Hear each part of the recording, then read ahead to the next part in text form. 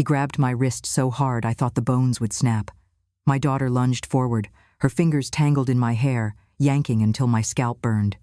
"Give us the money, Mom," she screamed, as her husband struck me across the face. I stumbled, crashing into the table, dishes shattering around me. My chest heaved, my vision blurred. Was this really my child? Was this the daughter I raised with love and sacrifice? And what would happen if I kept refusing them? If you want to know what happens next, stay with me until the end of the video. And if you still believe deep in your heart that God is always watching over you, silently arranging everything, then right now, leave a comment saying Amen below this video. Because who knows, at the very moment you write those words, a blessing may quietly enter your life. My name is Lucia Hayes, and I never imagined that the quiet house I built with my late husband would one day feel like a prison. At 73 years old, I thought my life would slow down into something simple, gentle, and predictable. I pictured mornings with a hot cup of tea by the kitchen window, afternoons spent tending to the small flower bed outside, and evenings wrapped in a blanket with an old photo album on my lap. That is what I thought retirement meant, a season of peace after decades of sacrifice. But life has a way of shattering illusions when you least expect it. I was born and raised in Indiana, and for most of my years I worked in a textile factory. The job was grueling, but it was honest work, and it helped me keep food on the table after my husband passed away far too soon. I carried my daughter Linda through those long years. Every penny I earned went into her clothes, her schooling, her dreams. I often went without so she could have more. I believed with all my heart that the love and sacrifices of a mother would one day come back as gratitude and respect. But in 2024, that faith has been tested in ways I never thought possible. My daughter still comes to see me, though the warmth of her visits has faded into something that chills me. She walks through my front door with her husband, Tom, both of them smiling, speaking sweetly, but beneath those smiles, I sense something darker. Their eyes always wander toward the envelope of pension checks, toward the cabinet where I keep my savings, toward the title of this old house that I treasure as the last thing my husband left behind. At first, I brushed away my suspicions. They are my family, I told myself. Surely they care for me. But little by little, the visits turned into interrogations. Questions about how much money I had left. Suggestions that I let them manage my bills. Linda would stroke my hair, reminding me of childhood moments, then with the same hand tug at my arm, as if to insist I hand something over. And Tom, with his heavy voice and restless fists, made no secret of his temper.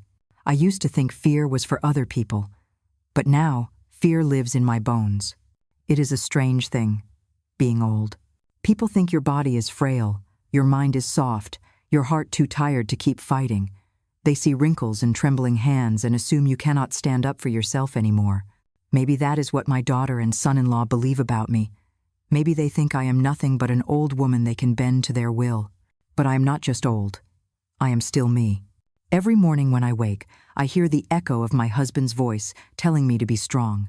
I see the faces of my co-workers from the factory, strong women who carried their families through hard times just as I did. I remember nights when I stitched clothes until my eyes burned, only to come home and help Linda with her schoolwork. I was strong then. Why should I be weak now? Yet strength feels different these days. It is quieter, hidden beneath layers of sorrow and betrayal. Last week, Tom raised his hand against me when I refused to give him money. The sting on my cheek faded in a day, but the bruise on my heart has not healed. And Linda, my own flesh and blood, pulled my hair and shouted words I cannot forget. It is a strange kind of pain when the child you carried inside your body becomes your enemy. I have not told anyone yet. The neighbors might have heard shouting, but they have not come knocking. I see Mr. Walker across the street sometimes, an old policeman who still carries himself with authority. But what could I say to him? How can a mother admit that her daughter and son-in-law treat her this way? Shame wraps itself around my tongue every time I try to speak. Still, silence cannot protect me forever. This house holds too many memories of love and laughter for me to surrender it to greed. These walls have seen birthday parties, Christmas mornings, and quiet evenings with a man who promised to love me till the end. To hand it all over would be to erase not only my security, but also the legacy of everything we built together. So here I sit, on an autumn morning in 2024, the air crisp outside my window, leaves swirling in golden patterns down the street. I watch them fall, one by one, and I feel the weight of choices pressing down on me. I cannot keep pretending that everything is fine. The time will come when I must decide, will I continue to bend under the cruelty of those I love, or will I find the courage, even at my age, to stand tall again? I do not yet know the answer. But deep inside, a voice whispers that my story is not over. Not yet. The morning light crept through my curtains like a whisper I could not ignore. I had barely slept, replaying the scene from last week when Tom's hand struck my cheek and Linda's fingers ripped at my hair. Their faces haunted me, not because of the pain, but because I could not recognize the people I once loved. I made tea and sat at the kitchen table. Rituals calm me, boiling water, steeping leaves, watching steam curl. My husband used to say that strong tea makes for a strong heart. I told myself that as I opened the drawer with my pension stubs and the deed to the house, for months I had left them in plain sight, thinking my daughter would never dare betray me. But now, with shaking hands, I tucked them away into hiding places only I knew. An old biscuit tin with a false bottom. A flour canister high on the shelf. My heart raced, but when I closed the cupboard doors, I felt a small measure of control return. Around 9, my phone rang. It was Eleanor, my dearest friend from Ohio, her white hair glowing in the soft light of her living room. She listened quietly as I told her everything. The shouting, the blows, the humiliation. Her eyes filled with tears, then hardened with the same resolve she once carried into union halls decades ago. "Lucia," she said, "love is not a permit for cruelty. You must tell someone close by, a neighbor, a pastor, someone who can stand beside you." I thought of Mr. Walker across the street, the retired policeman who still walks like a man on duty. I promised Eleanor I would consider it, though shame weighed heavy on my tongue. She nodded firmly. "Fear grows in darkness," she said. "Drag it into the light." By late morning, I thought about walking to the church. I wanted to light a candle, to let silence carry my prayers upward. That was when I heard the car door slam. Tom's footsteps always thunder before he appears. He barged in without knocking, Linda trailing behind, her smile sweet as sugar but her eyes cold. "Mom," she sang, as though this were a casual visit. I held my dish towel like a rope in my hands. "Is something wrong?" Tom leaned against the counter, too close, smelling of gum and alcohol. "We need to talk about your bills," he said. Linda slipped into a chair, her purse landing softly on the table. "We want to help, Mom," she said, her voice dipped in syrup. "You should let us handle things. You're forgetting more these days." My stomach tightened. The lights are on, the water runs, the taxes are paid. I am managing fine. Tom's smile cut like glass. "We'll set up automatic payments. Put the pension into an account we control. No more mistakes." The towel twisted tighter. "I am not making mistakes," I whispered. "PIN number," he said. "Write it down." I froze. For years I had swallowed my protests, but something in me shifted then. Maybe it was Eleanor's words still ringing in my ears. Maybe it was my husband's voice reminding me I was stronger than I believed. I reached for the drawer and pulled out the small recorder my nephew had given me for Christmas. "If you speak to me like this," I said, pressing the button, "I will remember every word." For a moment, Tom looked startled. Then his face darkened. He slapped the recorder from my hand, and it skittered across the floor. His fingers clamped around my wrist, twisting hard enough to make my bones cry out. And then, like Providence, the front door opened. "Everything all right, Miss Hayes?" Mr. Walker's voice filled the kitchen, calm and steady. He stepped inside, his eyes scanning the room. Tom released me at once, muttering, "Family business." "That's what people always say," Mr. Walker replied. He looked straight at me. "Do you need me to stay?" My throat closed with shame. For a heartbeat, I wanted to say no, to protect Linda from judgment. But another voice inside me, the one that had hidden too long, told me this was my chance. "Yes," I said. "Please." Linda's hand trembled as she grabbed her purse. "We'll come back later," she muttered. "Don't," I said firmly. "Do not come back." Tom's eyes narrowed, his jaw tight. "This isn't over." "It should be," I answered, surprising myself with the steadiness of my voice. When the door slammed behind them, the house seemed to exhale. Mr. Walker picked up the recorder and set it gently on the counter. He didn't press me, just asked to see my wrist. The red marks glowed like a brand. "You don't have to handle this alone," he said. "I can sit with you if you want to call someone." I looked at the phone, at the recorder, at the pantry where my papers were hidden. Eleanor's words returned. "Drag it into the light." For the first time in months, I felt the stirrings of something I thought I had lost hope. The house was still humming after Tom and Linda left, as though their anger had clung to the walls. I boiled water for tea, more out of habit than thirst, and realized something surprising. My hands were steady. For months, they had trembled whenever I heard Tom's boots on the porch. But now, with Mr. Walker sitting outside, the shaking stopped. I called Eleanor right away. She answered before the first ring ended. "They're gone," I told her. "Good," she said. "Now, Lulu, you keep your word. You drag this into the light." Her voice was like a match struck in the dark. I told her about the recorder, about Mr. Walker stepping into the kitchen just as Tom's fingers dug into my wrist.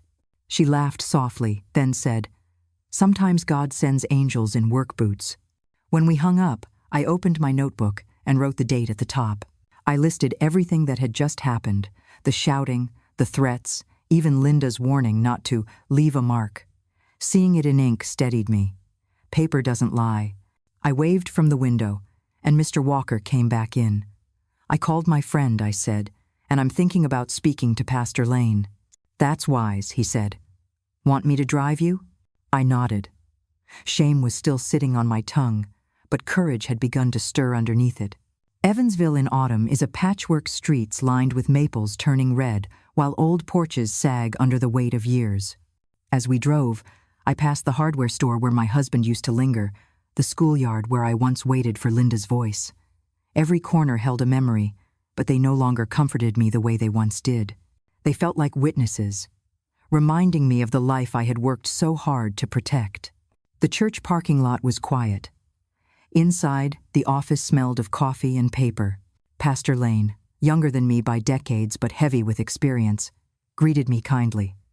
I sat down and, for the first time, told the whole story aloud: the demands for money, the blows, the shame.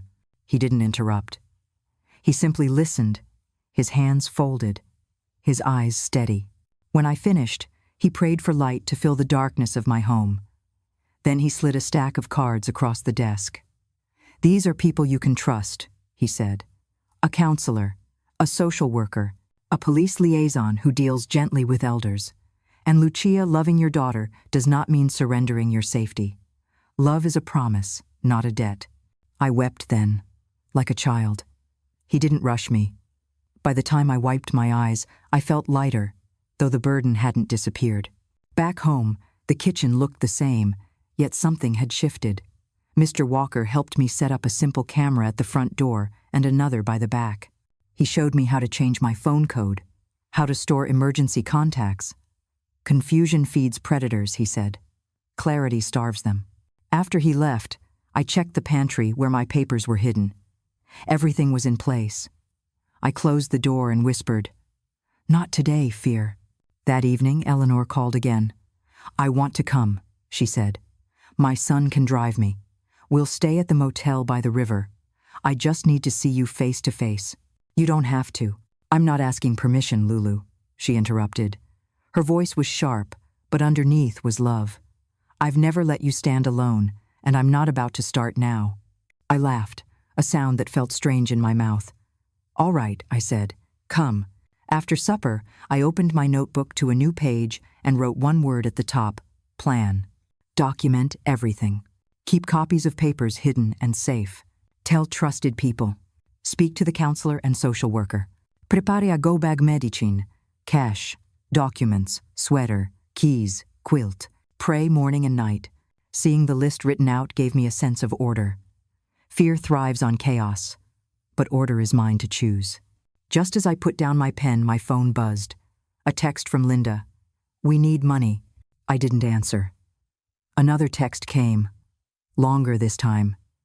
"You're being ridiculous." Tom is only trying to help. Don't make us come back tonight. Those words chilled me. For a moment I nearly called Mr. Walker, but instead I wrote them into the notebook under Document Everything. Then I prayed out loud, the way I used to when Linda was little. Lord, make me wise. Keep me from bitterness. Help me stand in truth. At 9 o'clock, the doorbell camera chimed. My heart raced. But when I looked at the screen, it was only Mr. Walker, holding a small paper bag. "Thought you might not have eaten much," he said when I cracked the door. "My daughter brought chili. Too much for me alone." The warmth of that simple gesture nearly broke me. "You'll spoil me," I said, taking the bag. "Good," he replied. Then his face grew serious. "I saw headlights slowing near your house a few minutes ago. Could be nothing. But if you feel uneasy tonight, call me.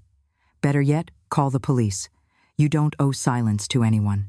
When he left, I locked the door, set the bag on the counter, and leaned against the sink. The house no longer felt like a prison.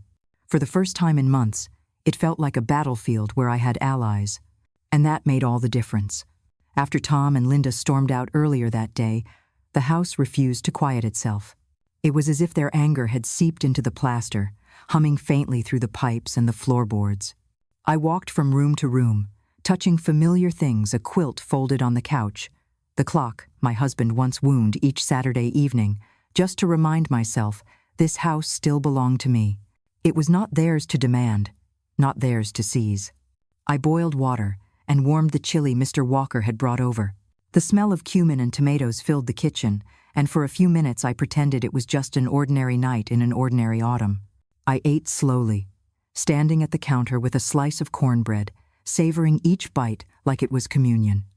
Eating is a declaration of survival. When the dishes were rinsed and set to dry, I pulled out my notebook. Across a fresh page I wrote in large letters, "Call social worker." It felt like a vow. Fear thrives on silence. Paper is louder than fear. The phone buzzed with a text. Linda again. "We can talk if you stop being dramatic. Money by tomorrow." I let the words sit there on the screen until they blurred. Then I copied them into the notebook, exact punctuation and all. Documentation is a shield. I placed the notebook on the table like an anchor. By 9:30, the house had grown still. I sat in my recliner with a blanket tucked under my feet. My eyes had just begun to droop when the doorbell chimed. My heart jolted. I grabbed my phone and opened the doorbell camera app. At first, the screen showed only the porch and railing. Then a figure moved into view, half hidden at the edge of the frame. A man, keeping close to the siding. My stomach knew before my eyes did. Tom. The camera on the back door gave me a better look. He tugged at the handle, then leaned in with something shiny in his hand. Maybe a tool, maybe a key. My whole body went cold. Without thinking, I dialed Mr. Walker. My voice shook, but I kept it low. "He's at the back door, trying the lock." "Stay inside," he said. "Turn the lights on. I'm almost there." I flicked on every switch in reach. The house exploded with brightness. The sudden floodlight at the back door startled Tom. The camera caught his face, clearly eyes narrowed, mouth twisted as he jerked away from the handle. He looked straight up into the light, like a thief caught mid-act. Then he slunk toward the gate, shoulders hunched. At that moment, the front camera showed another figure. My heart lurched again until the man stepped into the porch light, hand raised in reassurance. "Miss Hayes?" It was Mr. Walker, calm as ever. "It's me, stay inside." I kept the chain on the door but opened it an inch. He was at the back. "He's leaving now." "Call the liaison," he said firmly. "Don't come out." I obeyed. The woman who answered the line had the calm tone of someone who had steadied many frightened voices before mine. She told me to stay put. Officers nearby would swing past within minutes. "If he returns, don't confront him," she said. "Let the lights and cameras do the work." Through the peephole, I saw Mr. Walker stand firm at the edge of the porch. He didn't pace, didn't fidget, just stood like a tree planted decades ago. That kind of presence pushes back fear better than a locked door. A car slowed at the far end of the street. I recognized it immediately, Linda's. She sat behind the wheel, phone pressed to her ear, her silhouette sharp even through the glass. She never stepped out, just sat there, engine idling. as though her stillness might scare me more than her shouting. After a full minute, she drove away. By the time 2 officers arrived, my legs were trembling again. They spoke first to Mr. Walker, then asked to see my footage. I played it on the phone, the images shaky in my hand. Tom's face glared back from the screen, lit harshly by the floodlight. "Do you want to file a report tonight?" one asked. I hesitated. For months I had told myself filing anything would mean betraying my daughter. But betrayal had already happened, and it wasn't mine. I looked at Tom's frozen expression one more time and said, "Yes, I want it on record." They wrote everything down, gave me a number to reference, and promised extra patrols. "If anything feels wrong, call," one officer said. "You don't owe anyone the benefit of the doubt inside your own home." When they left, the house finally exhaled. I made chamomile tea and sat by the window. My reflection in the glass startled me. I looked so much like my mother. She had survived the Depression, raised 5 children with less than I have now. If she could endure, so could I. I must have dozed in the recliner, because the chime woke me. My phone lit up, a package on the porch. Not unusual, except I hadn't ordered anything. I cracked the door with the chain still in place. A small brown box sat on the mat, my name scrawled in block letters. No return address. My gut clenched. "Mr. Walker?" I called. He was outside trimming his hedges, thank God. He came over immediately, pocket knife in hand. "Mind if I open it out here?" he asked. "Please." He slit the tape and peeled back the flaps. Inside, wrapped in tissue, was a lock of gray hair taped to a note. I knew it before my fingers touched the sore spot on my scalp. My hair. Torn out when Linda yanked me by the head last week. The note said, "You will learn the easy way or the hard way." I sat down on the step because my knees wouldn't hold me. Mr. Walker didn't fuss. He simply said, "We should call the officer again. Don't touch it." The liaison picked up quickly. Her voice was firm but calm. "That's escalation," she said. "Keep the box outside. We'll send a unit." 2 officers came, photographed the note and the hair, and bagged it as evidence. "This strengthens your case," one said. "You did the right thing reporting last night. It sets a timeline. There's before, and now there's after." Before and after. The words stayed with me. That afternoon, Eleanor arrived. Her son had driven her down from Ohio. She stepped out of the car like a general inspecting troops cane in one hand, tote bag in the other, chin lifted. I hurried to meet her at the walk. We hugged hard, both of us smelling of age and travel and years of friendship. "You look ferocious," she said, studying my face. "And you look like trouble," I replied. We both laughed, which felt like medicine. Inside, she lowered herself into my recliner and sighed. "This house smells like you. Coffee and soap. I missed it." Mr. Walker stopped by, hat in hand, introducing himself with the courtesy of a man raised right. Eleanor sized him up, her eyes sharp. In a moment, I knew she had approved. Her smile softened. We ate cornbread together, and I told her everything. The camera footage, the box on the porch, the officer's report. When I showed her Linda's texts, she shook her head. "That's not a daughter talking," she said. "That's addiction. Addiction to money, to control, to drama. Don't hand that addiction your keys." I nodded, though my throat burned. "I keep seeing her as a little girl," I admitted. "The way she used to reach for my hand in her sleep." "Keep that memory," Eleanor said gently. "But keep it in a safe drawer, not in the room where decisions are made." Before supper, I called the social worker whose card Pastor Lane had given me. Her name was Michelle. Her voice was warm but brisk, the way a nurse might be when taking your pulse. She asked if I felt safe right now. I told her about the cameras, the police report, the package. She asked if I wanted help drafting a protective order. "You decide the pace," she said. "I'll walk it with you." My hand trembled slightly as I held the phone, but my voice was steady. "Yes," I said. "I want the order. I want a plan." She promised to come by the next morning, to sit at my kitchen table so I wouldn't have to face the courthouse alone. When I hung up, Eleanor clapped softly like a grandmother at a recital. "Look at you," she said, drawing new lines. That night we ate soup together, me, Eleanor, and Mr. Walker, who joined us without ceremony. We told old factory stories, laughing until the corners of the house felt round again. For the first time in months, the house didn't feel like a cage. It felt like a fortress, held together by community and truth. Later, when I lay in bed, I whispered into the dark, "I am not a rabbit, I am Lucia Hayes." And for the first time in a long time, I believed it.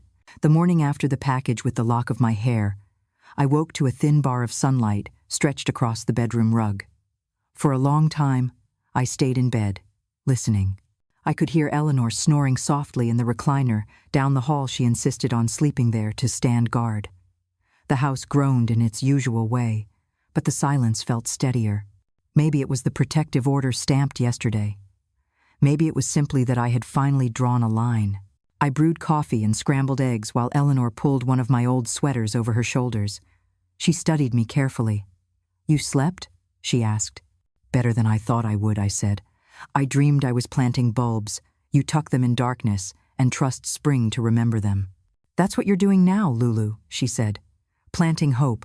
At 9, Michelle, the social worker, arrived. She was brisk and warm at once, carrying a tote bag stuffed with forms. "Mr." Walker stuck his head in the door just long enough to say he'd be nearby if needed. His presence alone was a comfort. We sat at the kitchen table while Michelle spread the papers out. "You've already done much of the hard work," she said. "Documentation, witnesses, a police report. Now we make the lines official. The protective order sets boundaries, and if they cross them, the law answers." I showed her my notebook texts copied word for word, dates, times, the note from the box. She nodded. "This is excellent," she said. "Truth written down cannot be argued away." We filled in the forms together. Did Tom ever live here? Number, did Linda still have a key? No, though Tom might have copied one. Did I want both included? Yes, both. We listed my house, the church, the grocery, the doctor. Clear edges. Michelle called the courthouse.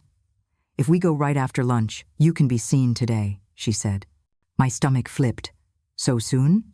She looked me in the eye. "You've already lost too much time to fear." Eleanor squeezed my hand. "We'll put on our good faces and walk in like we belong there." Mr. Walker drove us, saying he knew the courthouse lot better than his own handwriting. Inside, the place smelled of old paper and lemon polish. The clerk stamped our forms and told us to wait. I sat between Eleanor and Michelle, our knees touching, like women in a factory break room holding each other through the cold. When the judge called my name, I felt my heart bang in my chest.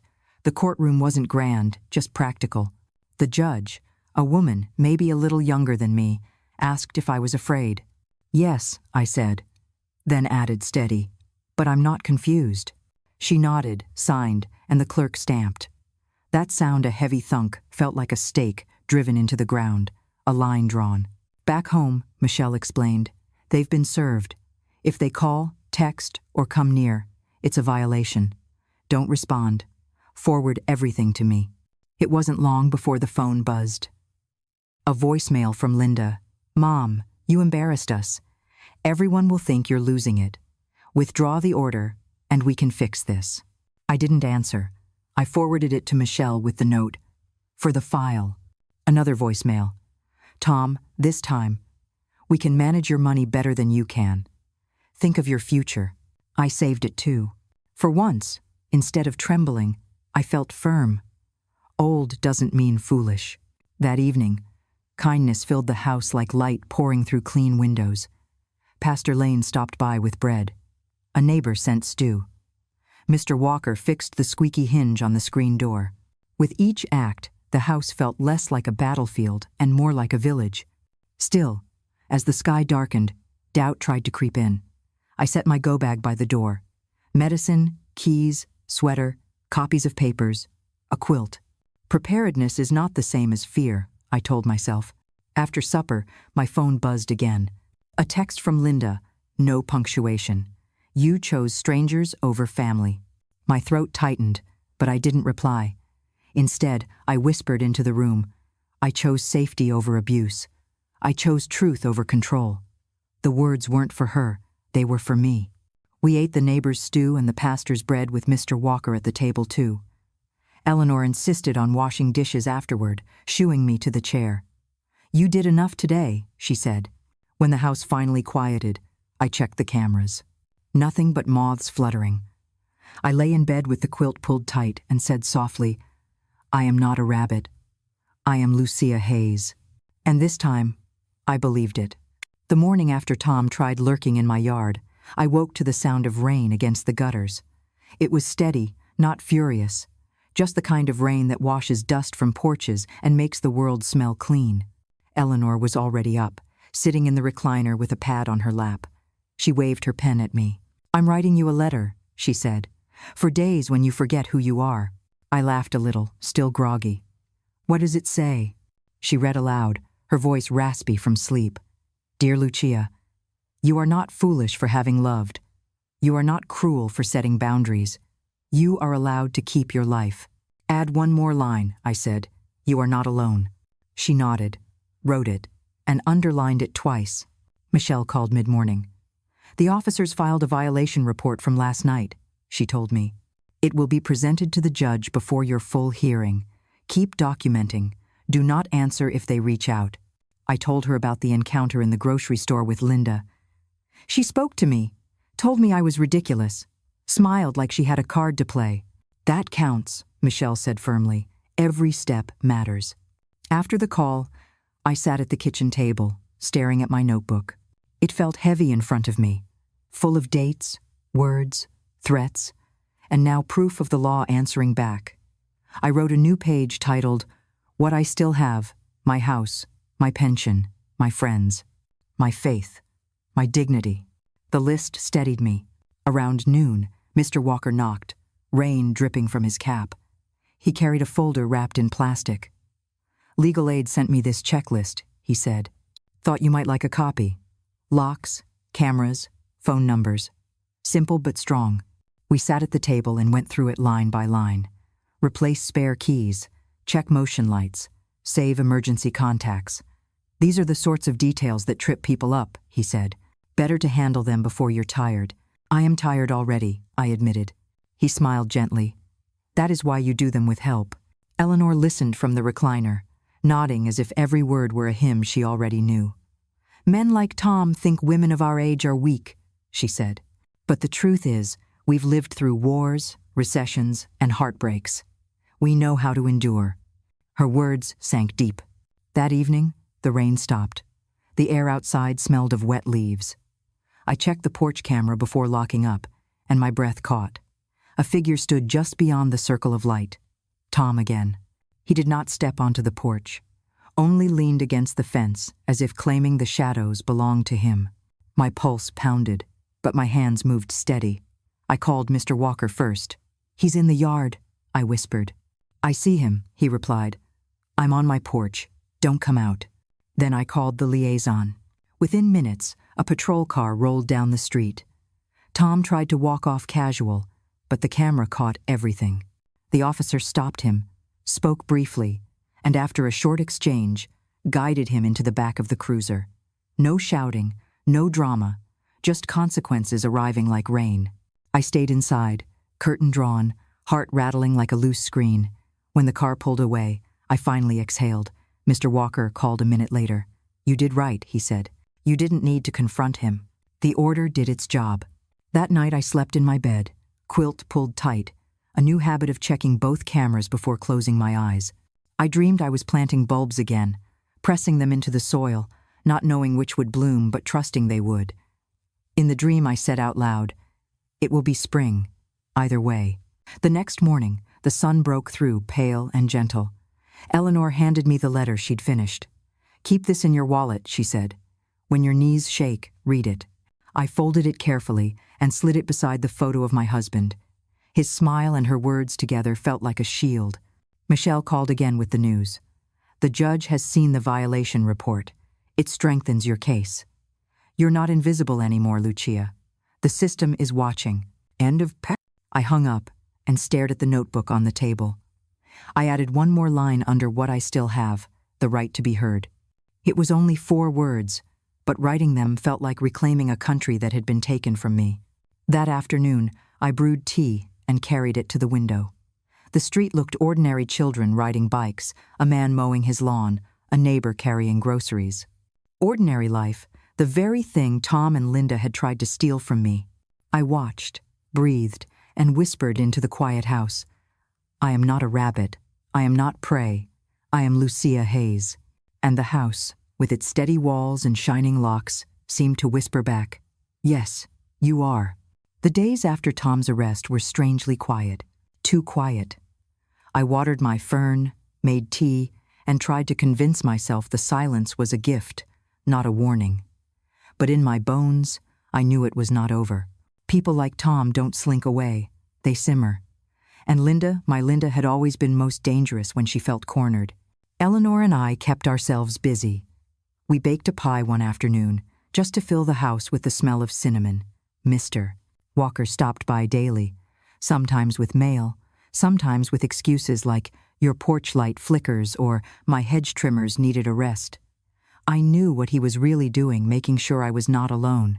I pretended not to notice, but gratitude sat heavy in my chest. Still, every time a car slowed near the house, my shoulders tightened. Every time my phone buzzed with a message Michelle forwarded from the monitored line, my heart clenched. Most were from Linda, pleading, accusing, twisting words. One simply said, "We'll make you see reason."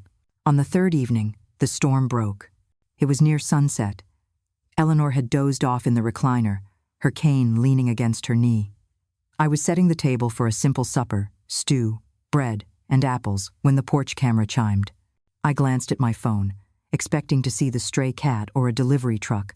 Instead, the screen showed Linda. She stood on the porch, hair damp from mist, eyes wide and red. She wasn't smiling this time. She looked worn, desperate.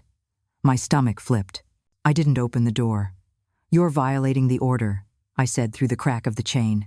"Mom, please," she whispered. "I just need to talk. I'm not here to hurt you. Tom is out of control. He's blaming me. I didn't know he'd go this far. Please, let me in." Her voice wavered, and for one aching second, I saw the little girl she had once been, clutching her blanket. I gripped the edge of the door until my knuckles whitened. "Linda," I said, my throat tight, "you need to leave. We can't do this here." Tears welled in her eyes. She pressed her hand against the doorframe, close enough that I could see the faint scar from when she fell off her bike at 9 years old. My heart cracked. But before I could answer, movement flashed at the edge of the camera.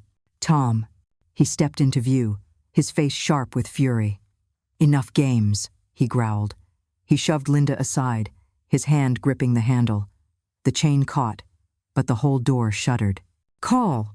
I shouted, already reaching for my phone. Eleanor jerked awake, grabbing her cane. Mr. Walker, who must have heard the noise from across the street, appeared on his porch like a soldier answering a bell. "Police are on the way," I yelled through the door. "You need to leave now." Tom slammed the door again, harder this time. The frame groaned. Linda cried out, "Stop, Tom!" But her voice held no power over him. I held the phone to my ear, the dispatcher's voice calm and steady, guiding me through each breath. "Stay inside. Officers are 3 minutes out. Keep the chain on." 3 minutes felt like forever. Tom's rage pressed against the house, each blow a reminder of the years I had allowed myself to shrink. But I wasn't shrinking now. Not anymore. "Get away from my door," I said, my voice low but firm. "This house is mine. My life is mine. You don't own either." "I'll win." Tom sneered, teeth bared like a cornered animal. For a moment I thought he would break through. Then the sound of sirens split the air. Red and blue lights danced across the window. Tom froze, cursed under his breath, and bolted off the porch. Linda followed, stumbling, her sobs trailing into the night. 2 cruisers screeched to a stop.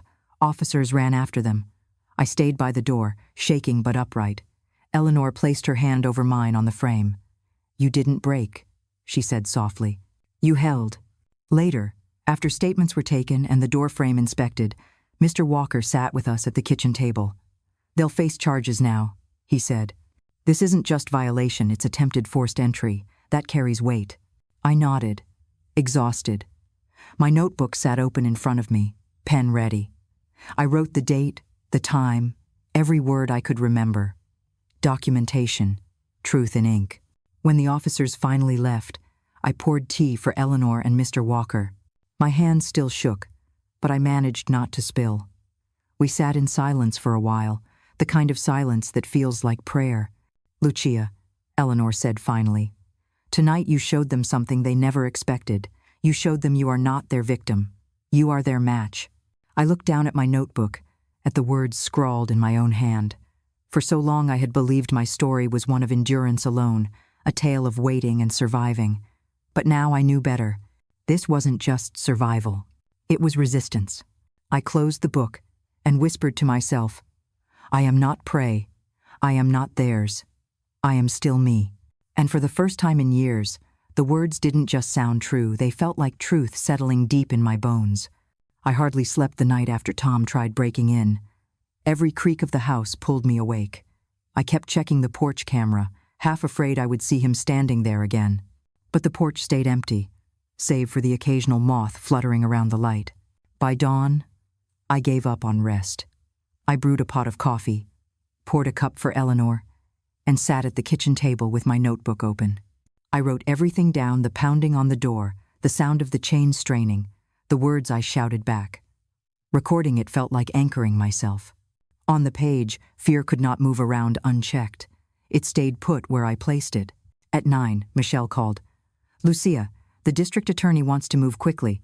Attempted forced entry is serious, especially with the protective order already in place. They'd like you to testify at the preliminary hearing." My hand tightened around the pen. "Testify?" "Yes. It won't be a full trial yet, but it's important. Your voice carries weight. They need the judge to hear you." I looked across the table at Eleanor, who was buttering toast with the steadiness of a general preparing troops. She raised her brows as if to say, "Well, I'll do it," I said finally. My voice shook, but the words were solid. The courthouse looked different this time. The first visit, when we filed the protective order, I had walked in hunched, afraid of the echo of my own steps. This time I straightened my back. I wore my best navy coat, brushed my hair smooth, and carried my notebook in a neat folder. Eleanor walked beside me, cane tapping the rhythm of defiance. Mr. Walker met us at the door, freshly shaved, his jacket pressed.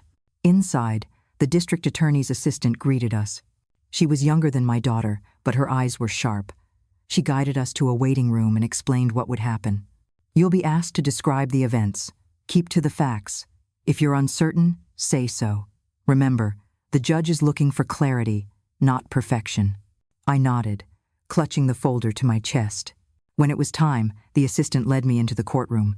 It felt larger than before, though maybe it was just my nerves. At the defense table sat Tom, jaw set, eyes smoldering. Linda was behind him, hands clasped tightly, eyes darting toward me then away. I swallowed hard. The judge, the same woman as before, called for order. The DA began by outlining the charges: violation of a protective order, attempted forced entry, harassment. Then they called me to the stand. I walked forward slowly, each step deliberate. My knees wobbled, but my back stayed straight. I took the oath, sat down, and folded my hands in my lap. "Mrs. Hayes," the DA began, "can you tell us what happened on the evening of October 12th? I opened my notebook. The judge nodded, granting me permission to use it. My voice trembled at first, but the words came.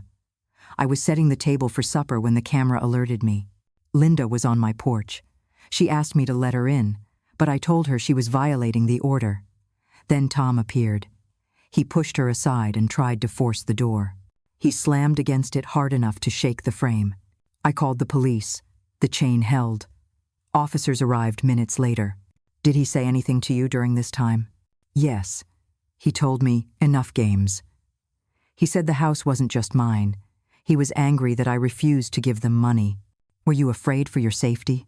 I met the judge's eyes. "Yes, but I was not confused." The DA smiled slightly at that, and a murmur rippled through the room. Then, it was the defense's turn. Tom's lawyer was smooth, a man with a polished tie and a habit of tilting his head like he was speaking to a wayward child. "Mrs. Hayes," he began, "isn't it true that your daughter was simply concerned for your well-being?" "My daughter may have been concerned once," I said carefully. "But concern does not slam against a door. Concern does not yank your hair or send you a box with your own scalp in it. Gasps echoed in the courtroom. The lawyer faltered. He tried again. You've had health problems, haven't you? Surgeries, difficulty sleeping. Isn't it possible you misinterpreted their intentions? I leaned forward. Sir, I may be 73, but I know the difference between love and theft. I know the difference between help and harm. I did not misinterpret anything. The judge tapped her pen once, firmly. Move on, counselor. After more questions, most of them weak attempts to confuse me, the defense rested. The DA presented the camera footage. Tom's shadow at the fence, the door jerking, Linda's hand reaching. The sound of the chain straining filled the room. I closed my eyes, hearing it again in my bones. When the hearing ended, the judge spoke directly. The evidence is clear. The protective order was violated. The attempted forced entry is undeniable. This matter will proceed to trial. In the meantime, both defendants are to remain in custody unless bond is set with strict conditions. End quote. The gavel struck. My knees nearly gave out, but Eleanor was there, her arm firm under mine. Mr. Walker's hand rested briefly on my shoulder as he guided us out. Back home, exhaustion hit me like a wave. But beneath it was something else, relief. For months, I had been trapped in a storm of fear and shame. Now, at last, the truth had been spoken aloud, recorded, and acknowledged. The system, imperfect as it was, had heard me.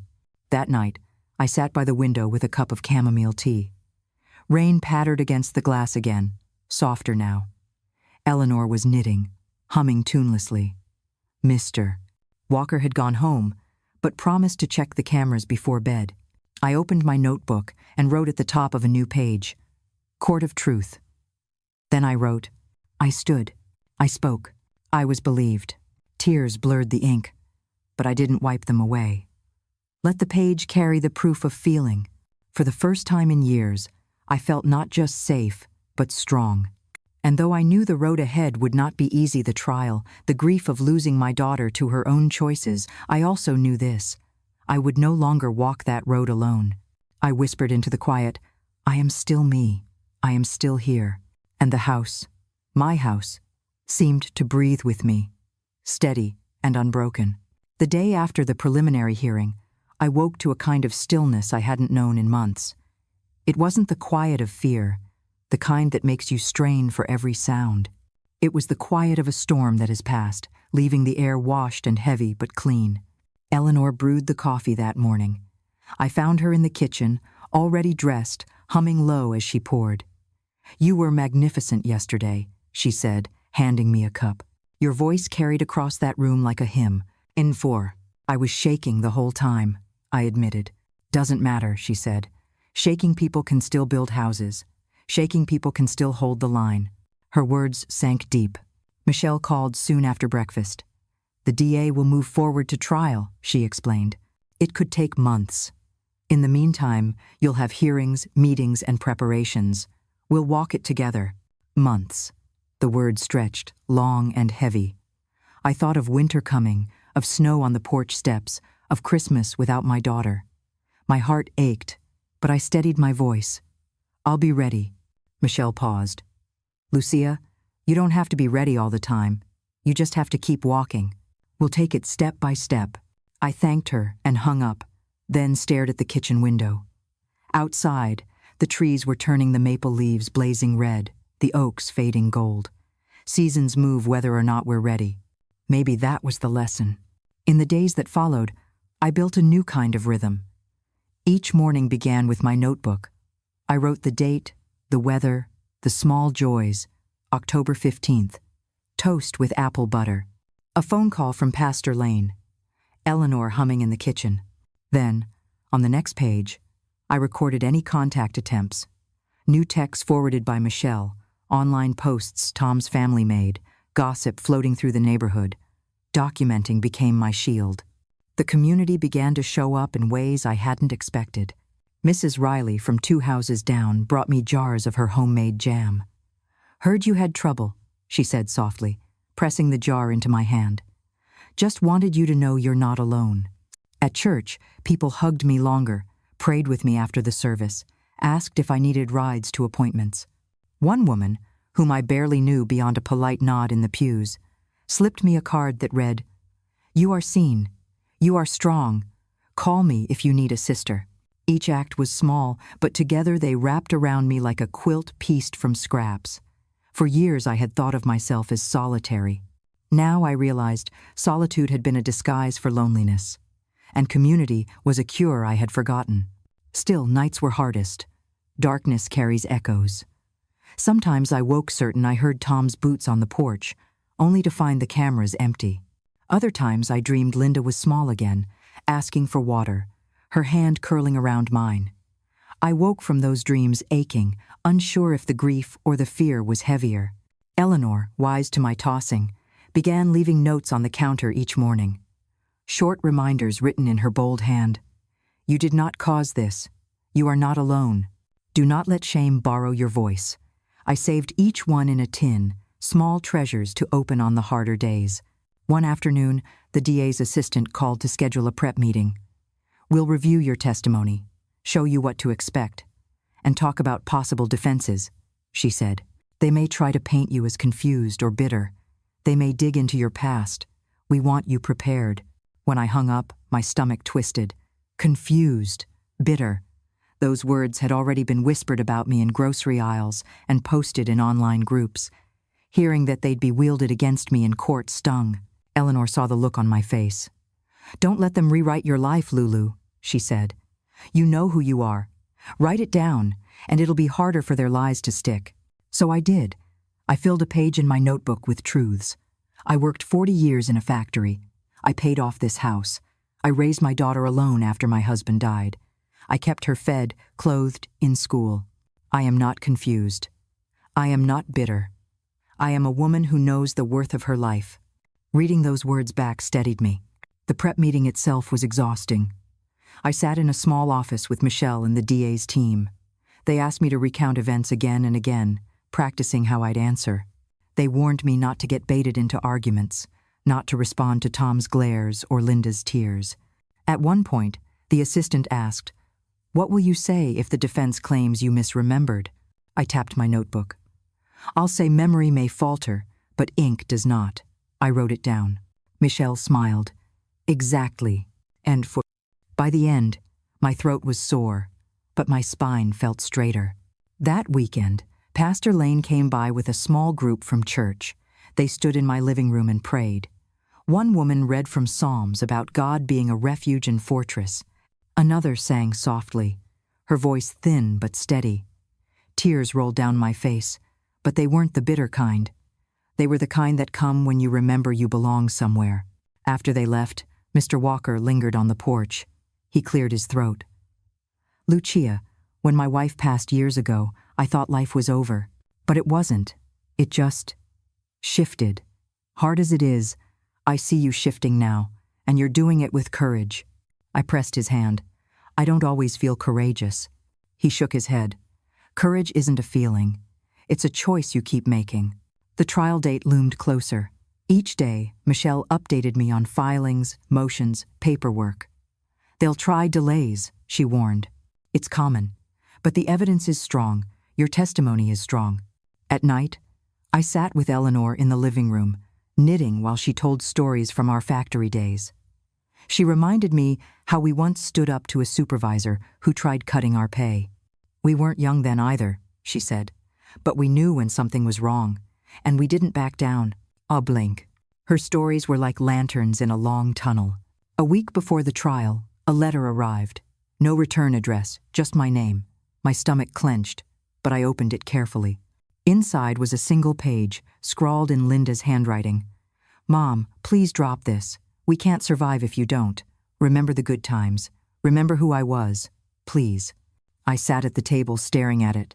My chest ached. For a long time, I said nothing. Finally, Eleanor touched my arm. "What will you do?" I folded the letter slowly. "I'll save it. Then I'll give it to Michelle. It belongs in the record, not in my pocket." It hurt to say it, but it was the truth. The night before the trial, I sat with my notebook one last time. I wrote, "Tomorrow I stand again. Not because I want to, but because I must. I am not confused. I am not bitter. I am not alone." I am Lucia Hayes, and I will speak the truth. I closed the book and laid it on the nightstand. My hands trembled, but my heart was steady. For months I had been living in shadows. Tomorrow, I would step into daylight, and whatever happened in that courtroom, I knew this. I had already claimed back my life. The morning after the hearing, I woke to the kind of quiet that felt new. It wasn't the silence of fear, the kind that makes you listen for footsteps outside your door. This quiet felt earned, like the hush after a hymn. Eleanor was already in the kitchen, humming as she buttered toast. "You were magnificent yesterday," she said, sliding a plate toward me. "I was shaking the whole time," I admitted. "Doesn't matter," she replied. "Shaking people can still hold the line." Her words steadied me better than the toast. Michelle called soon after. "The case is moving to trial," she explained. "It could take months, but we'll prepare step by step. You won't be alone." Months, that word pressed heavy on me. Winter was coming, and with it, holidays without Linda. My chest ached at the thought, but I answered firmly, "I'll be ready." Michelle paused. "Lucia, you don't have to be ready all at once. You just need to keep walking." So I built new habits. Each morning I wrote in my notebook the date, the weather, small joys. October 15th, apple butter on toast, a call from Pastor Lane, Eleanor humming. Then, on the next page, I copied the messages Michelle forwarded from the monitored line, Linda's pleading, Tom's accusations, their twisting words. Writing them down kept them from swirling loose in my mind. Neighbors began showing up in unexpected ways. Mrs. Riley dropped off jars of jam. At church, people hugged me longer, prayed with me, slipped me cards with kind words. One woman I barely knew wrote, "You are seen, you are strong." Piece by piece, the community wrapped around me. Nights were still hard. I sometimes woke certain I'd heard Tom's boots on the porch. Other nights I dreamed Linda was a child again, reaching for my hand. I woke from those dreams aching, unsure if grief or fear hurt more. Eleanor, wise to my tossing, began leaving notes on the counter. "You did not cause this. You are not alone. Do not let shame borrow your voice." I kept each one in a tin, opening them like medicine when my spirit faltered. The DA's team scheduled a prep meeting. "The defense will try to paint you as confused," the assistant warned. "They'll dig into your past. We want you prepared." Fear pricked me. Confused. Bitter. Those words had already been whispered about me in grocery aisles. That night, I filled a page in my notebook with truths. I worked 40 years. I raised my daughter alone. I paid off this house. I am not confused. I am not bitter. I know the worth of my life. Reading it back steadied me. The prep meeting itself was grueling. I practiced answering questions, practiced looking at the judge instead of Tom, practiced not flinching when Linda cried. By the end, my throat was raw, but my spine was straighter. That weekend, a small group from church gathered in my living room to pray. They sang softly, read psalms about refuge and fortress. Tears rolled down my face, but they weren't bitter. They were the kind that wash you clean. After they left, Mr. Walker lingered. "Courage isn't a feeling," he told me. "It's a choice you keep making." His words stayed with me. A week before trial, a letter came. No return address, just my name. Inside, Linda's handwriting begged, "Mom, please drop this. Remember the good times. Remember who I was." For a long moment, I just stared. My chest ached with longing. Eleanor touched my arm gently. "What will you do?" I folded the letter. "I'll give it to Michelle. It belongs in the record, not in my pocket." The night before the trial, I opened my notebook one last time. I wrote, "Tomorrow I stand again. Not because I want to, but because I must. I am not confused. I am not bitter. I am not alone. I am Lucia Hayes, and I will speak the truth." I set down the pen, closed the book, and laid it on the nightstand. My hands trembled, but my heart was steady. For months, I had lived in shadows. Tomorrow, I would step into daylight. And whatever the courtroom brought, I knew this. I had already reclaimed my life. The morning of the trial, I rose before the alarm. My hands felt steady, though my stomach was tight as a knotted rope. I dressed carefully, navy coat, pressed blouse, sensible shoes. Not to impress anyone, but to remind myself that I was more than fear. Eleanor fixed my collar with the tenderness of an old friend. "You look ready," she said. Michelle arrived to drive us. "Mr." Walker insisted on following behind in his truck, just in case. We rode through the streets of Evansville in silence, the autumn trees blazing gold outside the windows. I thought of all the mornings I had driven Linda to school, of lunches packed and homework checked. Those memories pressed on me, heavy as stones. But I carried them anyway. At the courthouse, the DA's assistant met us at the entrance. She walked me through the steps again. Testimony, cross-examination, staying calm. Her words washed over me like a steadying hand. Still, when I stepped into the courtroom, my knees shook. Tom sat at the defense table, jaw tight, eyes full of contempt. Linda sat a row behind him, her face pale, lips pressed thin. She wouldn't look at me. My heart ached, but I kept my gaze on the judge's bench. The trial began with opening statements. The DA spoke first, laying out the case. A pattern of harassment, escalating threats, violation of a protective order, and attempted forced entry. Then the defense lawyer rose, smooth as polished marble. He painted me as an elderly woman confused by stress, manipulated by outsiders with their own agendas. His words stung, but I gripped my notebook in my lap. I knew my truth. When they called me to the stand, the courtroom blurred for a moment. I walked carefully, sat down, and swore to tell the truth. My voice trembled at first, but the words came. I told the story from the beginning, the questions about money, the slap across my cheek, the hair yanked from my scalp, the package on my porch. I described the night Tom tried forcing the door, how the chain strained, how I feared it would break. I told them about calling the police, about the patrol car's arrival, about standing firm, even as fear tried to swallow me. The DA played the camera footage. The sound of the chain rattling filled the courtroom. My chest tightened at the memory, but I kept my eyes forward. When the footage ended, the judge's face was unreadable, but her pen tapped slowly on the desk. Then came cross-examination. The defense lawyer leaned forward, voice gentle but sharp. "Mrs. Hayes, isn't it true you sometimes forget things, that you've been under a great deal of stress?" "I forget small things," I said evenly, "but I do not forget who slammed his fists against my door." He tried again. "Couldn't your daughter have been there out of concern? Misunderstood by you in a moment of confusion?" I leaned forward. "Concern does not send threats. Concern does not shove its way into your home. Concern does not make a mother afraid of her own child." The room fell silent. Even Linda's eyes flickered up to mine for a heartbeat before dropping. The defense lawyer shuffled his notes. He had no answer. Other witnesses spoke. Mr. Walker, calm and clear about what he saw that night. The officer who arrested Tom, describing his defiance. Michelle, explaining the protective order. Piece by piece, the picture sharpened. Finally, Tom himself testified. His voice was smooth, practiced. He claimed he only wanted to check on his mother-in-law, that I had misinterpreted his concern. His words dripped false sweetness, but his eyes betrayed him. They were restless, darting, hard. Then Linda was called. She walked slowly, shoulders hunched, looking smaller than I had ever seen her. Her testimony was scattered, part apology, part defense. She said she only wanted to help me, that she never meant harm, that Tom had a temper, but wasn't dangerous.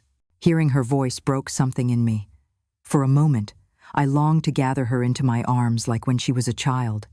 But I stayed still. I let the truth stand taller than my ache. Closing arguments came. The DA spoke with fire. "This is not confusion. This is not care. This is exploitation and violence. Mrs. Hayes deserves safety. She deserves dignity." The defense tried one last time to paint me as frail and mistaken, but the weight of evidence hung heavy. The judge called for a recess, then returned with her ruling. Her words were firm, measured. "The court finds sufficient evidence of repeated harassment, violation of a protective order, and attempted forced entry. This matter will proceed to sentencing. The protective order remains in full effect." The gavel struck. I exhaled, realizing I'd been holding my breath. Eleanor squeezed my hand. Mr. Walker nodded once, pride in his eyes. Outside the courthouse, the autumn air smelled sharp and clean. Reporters lingered, but Michelle guided us past them. "You don't owe anyone more words today," she said softly. At home that evening, the house felt different. Not untouched its walls, still held echoes of fear, but steadier, stronger. I sat at the kitchen table with my notebook and wrote, "I spoke. I was heard. I was believed." The trial was not the end. There would be sentencing, healing, grief. But for the first time, I knew I could walk forward without bowing my head. That night, before bed, I stood by the window and whispered into the quiet house, "I am not prey. I am not broken. I am still me." And this time, the silence that answered felt like peace. The night after the trial, I sat in my kitchen long after Eleanor had gone to bed. The house was quiet, but it wasn't the haunted quiet of months past. It was different, heavier in some ways, lighter in others. The protective order had been upheld. Tom was facing sentencing, and Linda, my Linda, had walked out of that courtroom without once meeting my eyes. I cupped my tea in both hands and let the steam fog my glasses. For so long, I had prayed for silence in this house, but now that it was here, it carried its own ache. The next morning, neighbors began stopping by. Mrs. Riley brought a loaf of pumpkin bread. The young couple down the street raked my leaves without being asked. Even Pastor Lane knocked, just to sit with me for a few minutes and say, "You are not forgotten." I hadn't realized how much I'd been carrying alone until I felt the weight shift. Community is like that, it sneaks up, surprising you with its strength. Eleanor kept reminding me, "Lucia, you're not weak for needing others. You're wise for accepting them." Still, grief had its claws in me. One afternoon I sat staring at the old photo albums, page after page of Linda as a child, her crooked pigtails, her gap-toothed smile, the birthday cakes I'd baked with lopsided candles. I touched the pictures and felt the sharp sting of loss. She was mine before she was his. I whispered into the empty room. Eleanor found me there and sat quietly at my side. She didn't scold me for looking back, didn't tell me to move on. She just rested her hand over mine and said, "Love doesn't disappear, but it doesn't excuse harm either. You can grieve her and still protect yourself." Her words gave me permission to feel both ache and relief at once. The DA called to update me on sentencing. "It may take weeks," she said, "but Tom will be held accountable, and your daughter is under review for her role. You will not face them again without protection." I thanked her, then hung up and sat still for a long time. Justice was coming, but justice doesn't stitch up the torn places in a mother's heart. That work, I realized, would be mine. One evening I attended church for the first time in months. I sat in the pew trembling, but as the hymns rose around me, my chest loosened. People touched my arm, pressed my hand, whispered prayers in my ear. For the first time in a long time, I felt part of a body larger than myself. After the service, Pastor Lane said quietly, "You've walked through fire, Lucia. But the ash isn't the end. Sometimes it's the soil where new things grow." And I carried that image home with me, the thought that even scorched earth can bloom again. Life began to take shape in small, stubborn ways. I started baking again, just to fill the house with sweetness. I planted tulip bulbs in the front yard, trusting that spring would remember them. I let Eleanor mother me a little longer than I usually would, because her fussing was love in disguise. And every night, I wrote in my notebook, not just the bad anymore, not just the threats or the fears. I wrote, October 20th, soup shared with neighbors, a kind word at church, a morning without shaking hands. One afternoon, Mr. Walker stopped by with a repaired birdhouse. "Thought your tree needed company," he said. We stood together in the yard while he nailed it to a branch. For a moment, I felt the quiet joy of ordinary life. A man with a hammer, a woman watching, a yard made safer by something as small as a birdhouse. When he was done, he looked at me and said, "You've weathered the worst, Lucia. Now comes the rebuilding." I nodded. "I'm not sure I know how." He shrugged. "One nail at a time." That night, before I went to bed, I stood by the window and whispered into the dark, "I am still here. I am still me." The house was silent, But the silence no longer frightened me. It felt like peace, or maybe the first fragile steps toward it. And I believed, for the first time in a long time, that the days ahead, though marked with scars, could hold hope too. The weeks after the trial moved slowly, like a river thawing after winter. The leaves outside turned from gold to bare branches, and the air grew sharp with the promise of snow. Inside my little house, life began to take on a rhythm again, quieter, steadier, but marked with scars. Every morning, I sat at the kitchen table with my notebook. At first, the pages had been filled with fear and evidence, dates, and times of threats. Now, I wrote smaller things. November 2nd. The neighbor's child waved at me from the school bus. November 3rd. Eleanor laughed so hard at a joke she dropped her cane. November 4th. The house smelled of bread again. These weren't just notes. They were proof that life still had shape, still had sweetness. Eleanor stayed longer than she'd planned. "Your recliner suits me," she claimed, though we both knew she was worried about leaving me alone. I didn't mind. Her presence steadied the house. She filled the air with stories from our younger days, the factory floor, dances at the Union Hall, the way we used to save up for Christmas pies. One evening, as we sat with mugs of cocoa, she said, "Lucia, you've walked through fire. Don't forget to notice the new growth sprouting under the ash." And I thought of the tulip bulbs I had planted weeks before, buried deep in cold earth. It was true, life waits, even in silence. Michelle checked in weekly. She explained the sentencing process, the possibility of restitution, the resources for counseling. "You don't have to carry this alone," she reminded me each time. At first, I resisted the idea of counseling. I had survived on my own for decades. Why should I spill my heart to a stranger now? But Eleanor nudged me gently. "Survival isn't the same as healing," she said. "You deserve more than just making it through." And so I agreed to meet with a counselor at the senior center. Her office smelled faintly of lavender, and she listened without rushing me. I told her about the fear, about the ache of losing Linda to choices I could not change. She said, "Grief and safety can live side by side. It's not betrayal to mourn the daughter you miss while protecting yourself from the woman she's become." Her words loosened something inside me. For the first time, I cried not out of fear, but out of release. Church became another anchor. The first Sunday I walked back into the sanctuary, my hands trembled. But when the congregation rose to sing, voices weaving together, my breath steadied. People clasped my shoulders, pressed notes into my hand, whispered, "We're praying for you." Pastor Lane preached about the Israelites crossing the sea. "The water did not part until they stepped forward," he said. I thought of myself standing at my own door, refusing to let Tom in, calling the police even as fear pounded in my chest. I had stepped, and the waters had shifted. Yet grief lingered. Some nights I woke from dreams of Linda as a little girl, tugging my hand, asking for comfort. I would lie awake, staring at the ceiling, torn between longing and anger. One night, I whispered aloud, "I love you, Linda, but I will not let you hurt me anymore." Saying it didn't erase the ache, but it felt like placing a stone marker on the road. Here is where love stands, and here is where harm stops. Mr. Walker became a steady visitor. He'd drop by with firewood, or to check the cameras, or simply to sit with coffee. He never pried, never offered pity, only presence.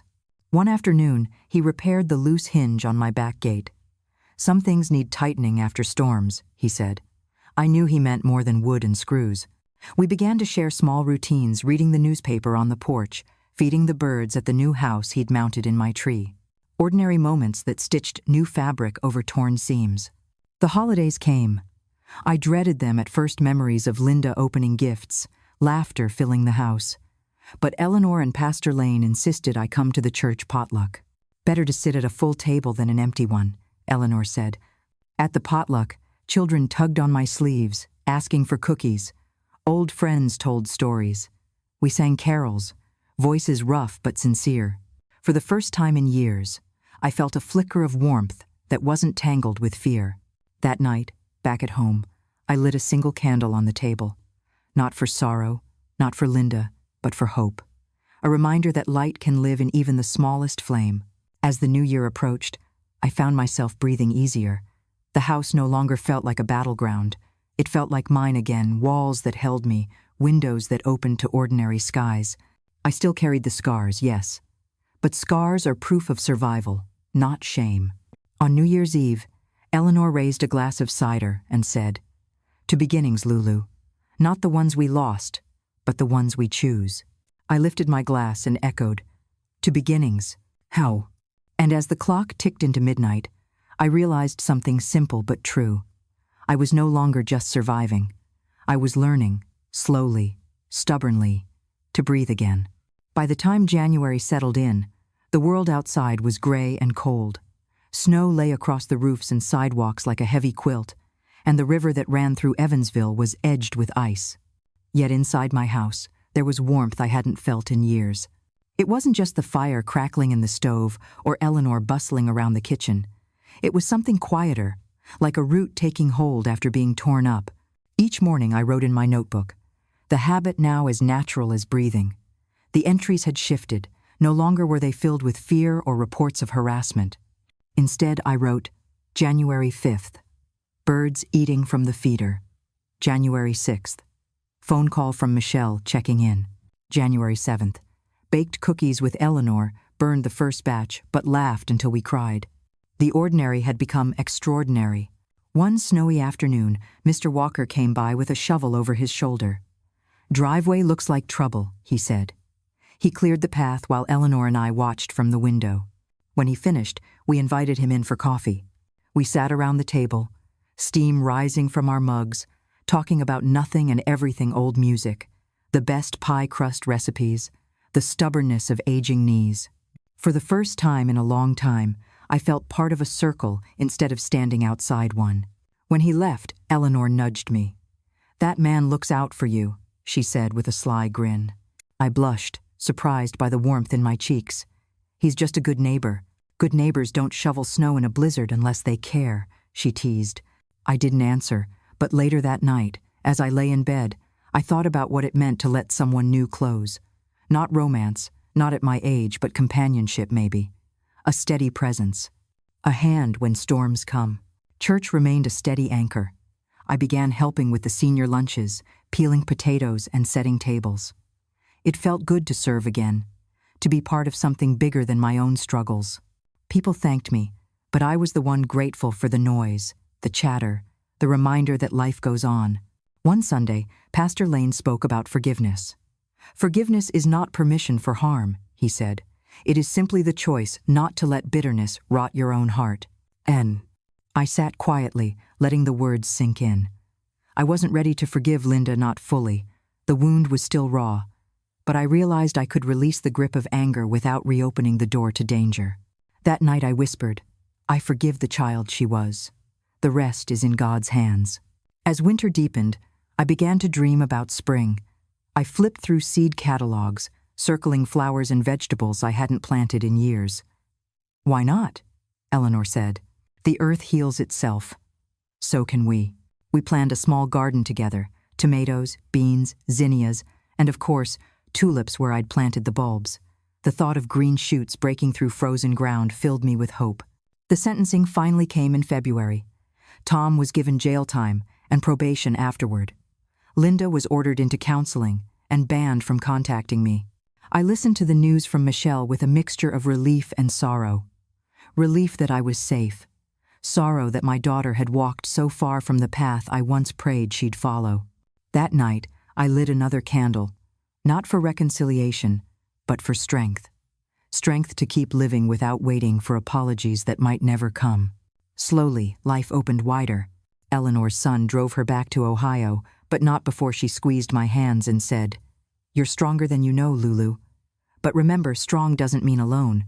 Call me, anytime." The house felt emptier after she left, yet not as lonely as before. Mr. Walker checked in often, and the church community filled the gaps. I found myself inviting neighbors for coffee, sharing recipes, even laughing again. One afternoon, a young mother from down the street knocked on my door. "I heard what you went through," she said softly. "My own mother is struggling with her daughter. Could you talk to her sometime? She feels so alone." I hesitated, then nodded. Maybe my scars could be more than reminders of pain. Maybe they could be lanterns for someone else. The night after that visit, I sat with my notebook and wrote, "Life does not end with what is taken from us. It begins again with what we choose to give." I thought back to the frightened woman I had been months earlier, clutching her pension papers like a shield, trembling at the sound of boots on the porch. That woman still lived in me, but she no longer defined me. I closed my notebook, stood by the window, and whispered into the dark, "I choose life again." And for the first time in many years, I believed that the days ahead could hold not just survival, but joy. By March, winter finally loosened its grip. The last patches of snow melted into the soil, leaving the yard soft and ready. One morning, I stepped onto the porch and saw the first green tips of tulips pushing up through the earth where I had planted them in the fall. My chest tightened with something that felt close to joy. Life had remembered. I knelt down, brushing soil from my gloves, and whispered, "Welcome back." The garden became my new rhythm. Each day I turned the soil, cleared away dead leaves, and planted seeds. Tomatoes, beans, lettuce, and marigolds for color. My body ached with the work, but it was a good ache, the kind that reminded me I was still here, still capable. Mr. Walker helped me repair the fence around the yard. "Keeps the rabbits out," he said, though we both knew it wasn't rabbits we worried about anymore. His steady presence, hammer in hand, made the work feel lighter. When we were finished, he leaned on the fence post and looked at me. "You've built yourself a fortress," he said. "Not a fortress," I corrected softly. "A garden. A place where things can grow again." At church, I shared baskets of lettuce with neighbors. People thanked me, but I thanked them in return.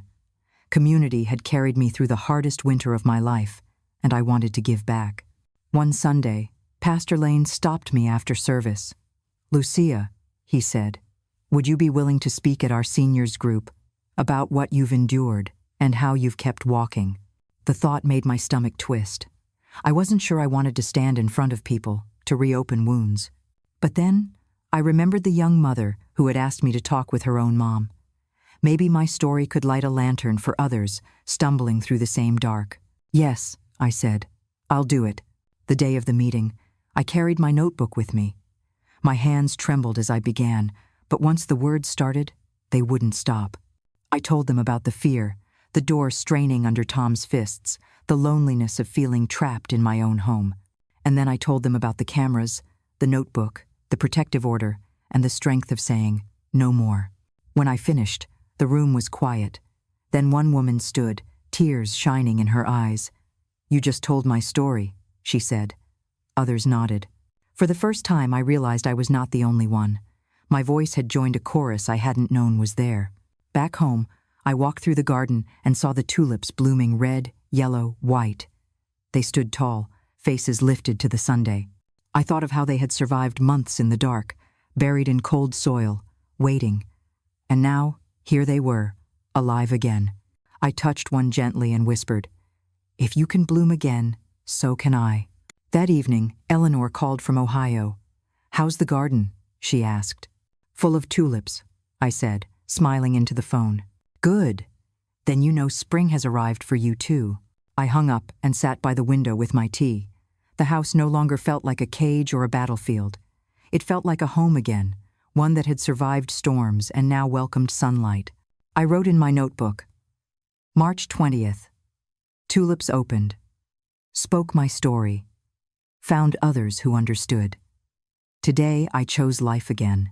And as night fell, I whispered into the quiet, I am not just surviving, I am blooming. Summer came quietly to Evansville. The tulips in my garden had long since faded, replaced by tomatoes climbing their stakes and beans curling along the fence. The air smelled of cut grass, and children's laughter floated down the block. Life, stubborn as ever, carried on. I often sat on the porch in the evenings, notebook in my lap, watching the sun sink low behind the houses. Fireflies blinked in the yard, and the air cooled just enough to bring comfort. Mr. Walker would wave from across the street, sometimes joining me with a glass of lemonade. We didn't need many words anymore, just presence. Eleanor still called nearly every day, her voice carrying laughter and reminders. "Don't you dare forget to live, Lulu," she'd say. I would smile and assure her that I was trying my best. Looking back, it still amazed me how much had changed in less than a year. I remembered the woman I had been afraid of, her own daughter, shrinking inside her own home, clutching her pension check like it was the only thing keeping her alive. That woman still lived inside me, but she was no longer in charge. Now, I was the woman who had stood in court and spoken her truth. The woman who had survived storms and planted seeds. The woman who had seen tulips rise again and realized she could too. One afternoon, a young woman from church knocked on my door. She looked nervous, twisting her hands together. "Mrs. Hayes," she said softly, "could I talk with you? My grandmother. Well, she's been going through something similar. I told her about you. Would you maybe share your story with her?" I felt the old ache, stir, shame, fear, the instinct to hide, but I steadied myself and nodded. Of course. If my story can help her, it's worth telling. End of teen. After she left, I sat in my kitchen and wrote, "My scars are not just mine. They are lanterns for others walking the same dark path." Grief still visited me. Some nights I dreamed of Linda as a child, reaching for my hand. I would wake with tears on my cheeks, whispering prayers into the dark. Love does not vanish, even when trust is broken. But grief no longer ruled me. It sat beside me quietly, one companion among many, no longer the only voice. Forgiveness came slowly, not as a gift to Linda, but as a release for myself. I forgave the little girl she had been. I forgave the mother I had once been, for not seeing sooner. And then I placed the rest in God's hands, where I knew it belonged. As summer waned into early fall, the garden gave its last gifts. I filled baskets with beans and tomatoes and carried them to neighbors. Each exchange reminded me of something simple but profound. Community is stronger than cruelty. One evening, Pastor Lane asked me to close a service with a few words. I hesitated, then stepped to the front, my knees trembling but my heart steady. "I am here," I began. "That may not sound like much, but for me, it is everything. A year ago, I thought my voice didn't matter. I thought silence was the only way to survive. But silence is not safety. Truth Island, community island, love that does not demand your destruction. Island." The sanctuary was silent. Then heads nodded, and I knew my words had landed. That night, back on my porch, I watched the stars prick the sky. The air smelled of earth cooling after a hot day. I thought of the journey I had walked, the fear, the courtroom, the garden, the laughter, the grief, the strength I hadn't known was mine. I opened my notebook and wrote the final words of this chapter of my life. I am not prey. I am not broken. I am not silent. I am Lucia Hayes, and I am alive. I closed the book, laid it on the table, and whispered into the night, "Thank you." The house, the garden, the whole world seemed to whisper back, "You are welcome." And for the first time in a long time, I felt completely, unmistakably free. What did you feel while listening to this story all the way through? If it touched your heart, leave the number 1 inch the comments. If you didn't feel connected to it, feel free to write 0. Every piece of feedback means a lot to me, because it's thanks to you that I can keep going. It's from your responses that I draw the energy to tell the next chapter a new story is coming, even deeper, even more moving. And I truly hope you'll be there to listen with me.